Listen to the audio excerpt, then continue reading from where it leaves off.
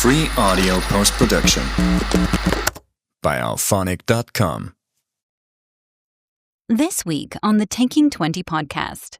In very few realistic portrayals of people, good or bad, are they one note, purely evil, purely altruistic, purely selfish, purely holy. Most of us are a mix of all of our good and bad traits that we are.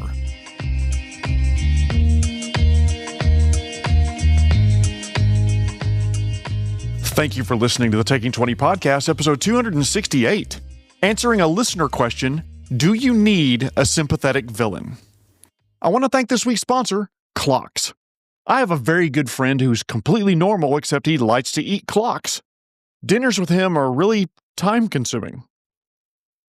Happy New Year to everyone out there. I hope all of your 2026s are better than 2025 and are full of fun games and great stories with friends and acquaintances alike.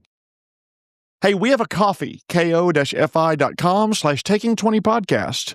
New year, new set of expenses I'm paying off with domain registrations hitting this week. If you enjoy the podcast and can spare a few copper pieces, I would be most appreciative. But if you can't, it's okay. Thank you very much for listening, and I hope you find the podcast entertaining and educational. This week's episode is from a question from Wes in Delaware. He writes, "Hey, love the podcast. I'm designing the big bad evil guy for my campaign. How important is a sympathetic backstory for a villain, and how do you ensure the PCs feel justified in opposing them?" I've talked about villains a lot in my 5 years of running the podcast. A casual search of my previous episodes show at least 4 of them focusing on villains, including something fairly on point back in episode 180, where I encourage DMs to let their villains be villains. I'll include a link to that episode in the description, and if you're listening on YouTube, there should be a little card in the corner where you can listen to that episode as well. To summarize episode 180, I encourage GMs to let their villains just be the monsters they need them to be. I talked about the draw of a sympathetic villain, but how not every villain should be redeemable. For the record, I also talked a little bit about villains in episode 235 and recently with episode 253. I'll include links to those episodes in the description and little cards as well. You may be saying, "Jeremy, that's a lot of villain talk. Aren't there other topics you could cover?" Well, yeah, and if you have ideas, I would love to hear from you what topics you'd like me to talk about. Message me on any of the social media, links in the description, or send me an email, feedback@taking20podcast.com. But yes, I do talk a lot about villains. Why? Because the big bad in your campaign is one of the most important aspects of your game, possibly behind tone and setting. The big bad is going to be a major motivating factor for your party's adventuring choices. Do they rest now or push on for more fight? Are the lives of the townfolk or their loved ones in danger? A campaign with a big bad that is a Cthulhu-esque, world-ending creature from beyond the stars will feel very different from one where the corrupt vizier is poisoning the nobility against the king by sabotaging major decisions. Over the last, I'll say 25 years, I've noticed an increase in making villains more complex and sympathetic. Take Darth Vader, for example. In episode 4 in Star Wars A New Hope, Vader is a terrifying, menacing, brutal enforcer of the Empire's goals. He is singularly focused on eliminating the Rebel Alliance. 3 years later, in 1980, Vader was made a touch more complex by introducing the fact that he is Luke's father. Spoiler alert for a 45-year-old movie of Empire Strikes Back. In 1983's Return of the Jedi, the complexities really start to appear as he's torn between his loyalty to the Emperor and moved by his son's attempt to redeem him. In the second trilogy, by the way, episodes 1 through 3, released from 1999 to 2005, Vader is shown to be a gifted but emotionally immature, uncontrolled. Let's go with emotionally stunted young man who bristles at the rules of the Jedi Order and just wants to throw off their limits and both express his power without restriction and probably bang Padme like a screen door in a tornado. I have been told by my wife that example was probably inappropriate for a podcast. My apologies. I'm going to change it to, he wants to go at Padme hotter than 2 rats in a wool sock. Like 2 rabbits hopped up on espresso? Take her to the Hawaii island of How Are You Wanna Licky? Or Come On I Wanna Leia? Give her a love pizza, extra pepperoni? Grind on it like a belt sander with a grudge? Hammer at it like a woodpecker on a light pole. Hi, Editor Jeremy here. This actually goes on for another 4 or 5 more inappropriate jokes, including my favorite involving the great phrase, baloney pony. But I'll stop it here for the sake of brevity, and because of the dirty looks I'm getting from my wife. In episodes 1 through 3, it shows Vader as wanting to make a choice for the woman that he loves, rather than giving up a normal life to serve the Jedi. The Emperor plays on this desire to tempt him to the dark side. That makes Vader a much more sympathetic villain than he was portrayed in the original trilogy, and shows the tragic situations and decision that led to him slaughtering dozens of younglings in cold blood. Does that make him a better big bad? Probably. There are arguments for and against making your villain sympathetic. Let's start with the obvious. Sympathetic villains are more realistic in a lot of ways.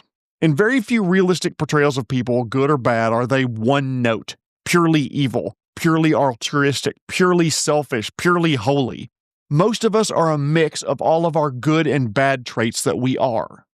I try to be accepting of everyone around me, regardless of who they are and what they believe, and I think that's a good trait. But by the same token, when I am tired or frustrated or in pain, I get pretty snippy and speak without thinking and can hurt others. I recognize my flaws and I'm working on them, but I do still have them. I say this because there are some people out there who I'm sure would consider me a villain in their story. Recently, villains are being written to be sympathetic. One of my favorite, by the way, was Eric Killmonger from Black Panther. He wasn't raised in Wakanda and thus sees the world through a different lens. He sees the isolation of Wakanda and the hoarding of valuable resources as selfish and knows that oppressed people around the world could benefit from Wakandan technology. Don't get me wrong, I'm not saying he was doing the right thing in the right way for the right reasons, but his position was understandable and thus made him a sympathetic villain. If we rewind the clock just a little bit, there's a term I've used previously on this podcast, cartoon villain. That term's become somewhat dated, but it perfectly captures the black and white morality of 80s and 90s animation of my youth.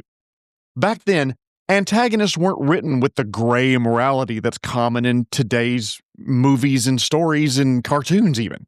When you watched Venger or Cobra Commander, you weren't looking for a reason behind the wreckage. The evil was just the point of their character.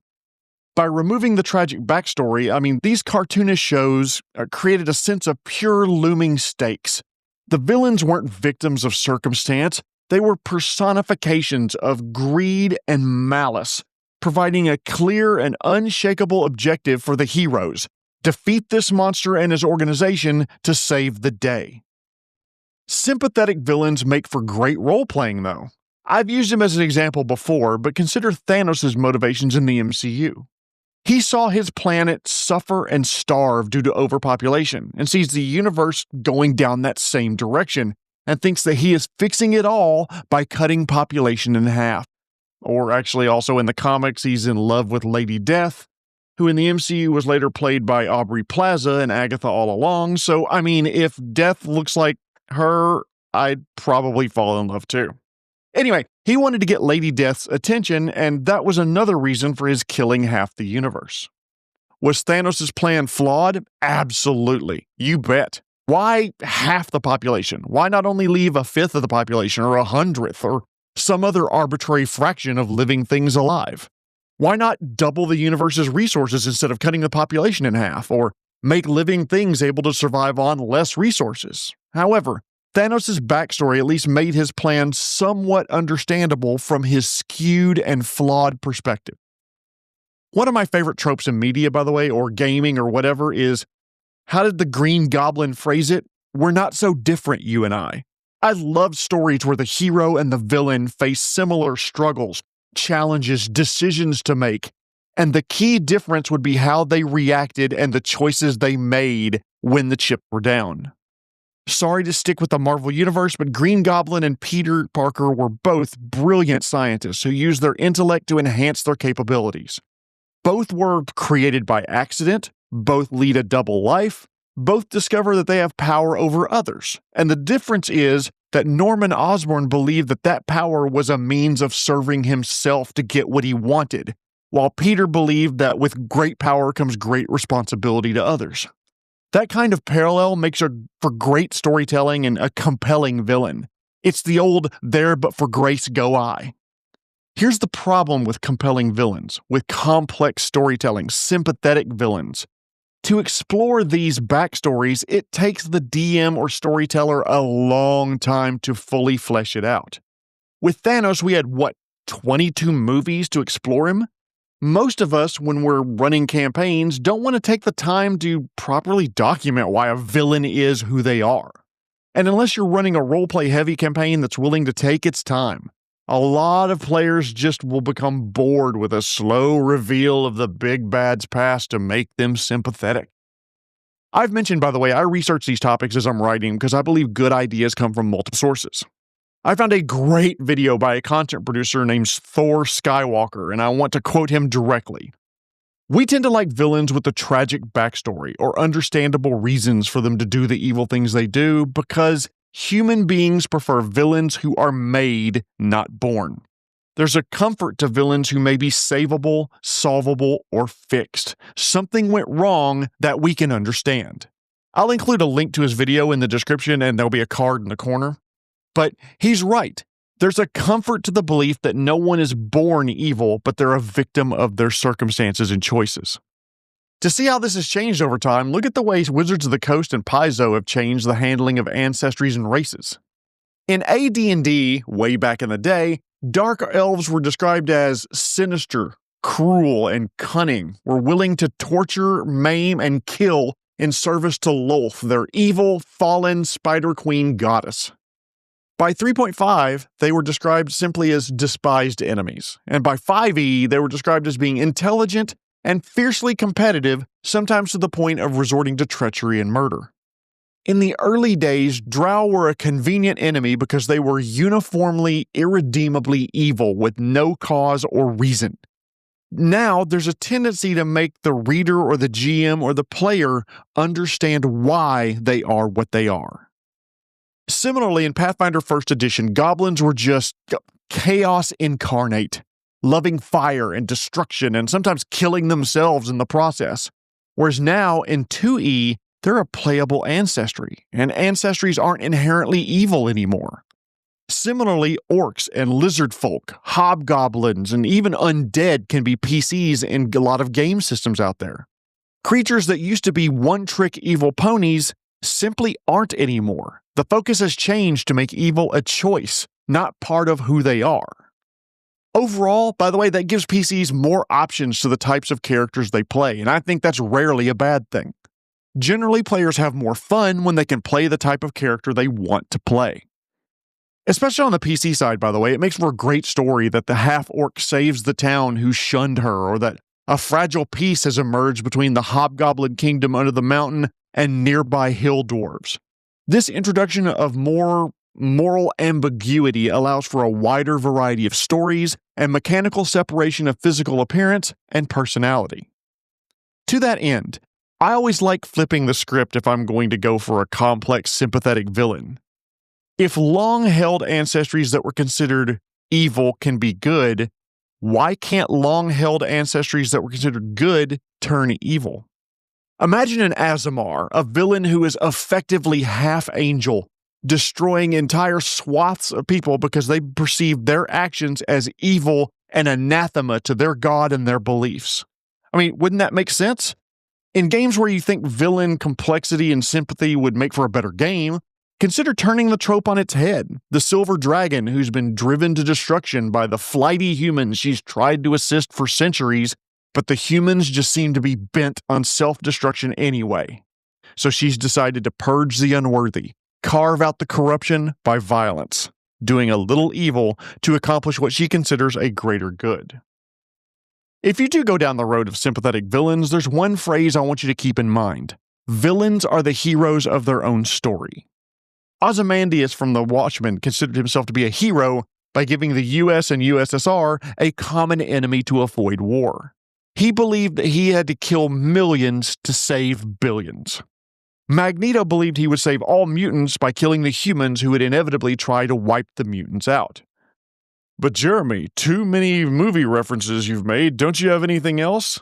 Yeah, okay, I read. I also watch plays. How about Javert from Les Miserables, who, through his belief and unwavering commitment to the law, he thinks he is the rod of righteous justice and believes he's moral for doing so.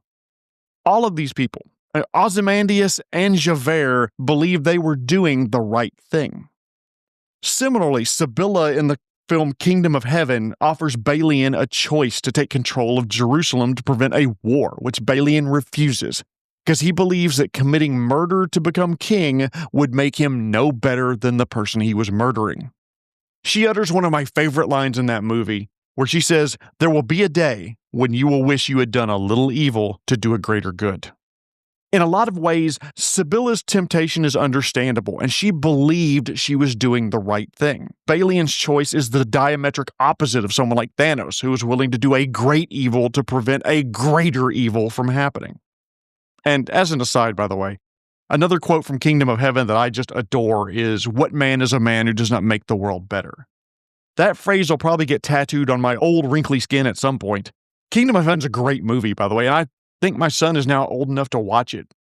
I know what I'm doing this weekend. That being said, am I telling you that you should always make your villains sympathetic and complex? Absolutely not.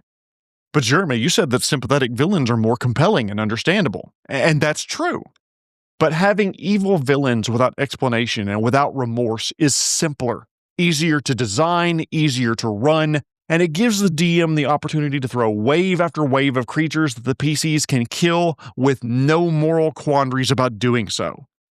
If in your world orcs are evil, always and forever, and that they would kill and eat the PCs given half the chance, and if you're really lucky, the orcs would kill you and eat you in that order, since every orc wants every human, elf, dwarf, gnome, Aasimar, tiefling, etc. dead, then killing them doesn't introduce any twinges of guilt in the PCs. They slaughter an orc patrol and they can rest easy in the knowledge that they killed these monsters and it probably prevented them from slaughtering innocents somewhere down the road.